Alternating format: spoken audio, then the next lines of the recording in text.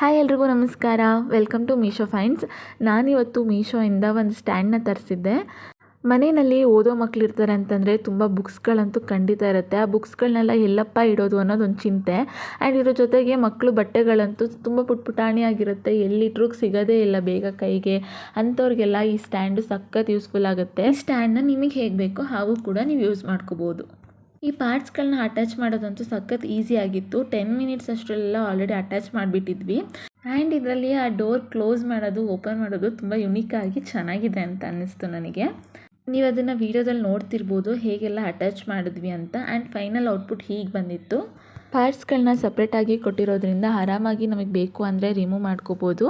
ಮನೆ ಶಿಫ್ಟಿಂಗ್ ಟೈಮಲ್ಲೆಲ್ಲ ನಮಗೆ ಯಾವುದೇ ರಿಸ್ಕ್ ಅಂತ ಅನಿಸೋದಿಲ್ಲ. ವೆಯ್ಟ್ಲೆಸ್ ಕೂಡ ಇದೆ, ಆರಾಮಾಗಿ ಕ್ಯಾರಿ ಕೂಡ ಮಾಡ್ಬೋದು. ನೋಡೋದಕ್ಕೂ ಅಷ್ಟೇ ಕ್ಲಾಸಿಕ್ಕಾಗಿ ಡೀಸೆಂಟಾಗಿ ಕಾಣಿಸುತ್ತೆ. ಕ್ವಾಲಿಟಿ ಕೂಡ ತುಂಬ ಚೆನ್ನಾಗಿದೆ.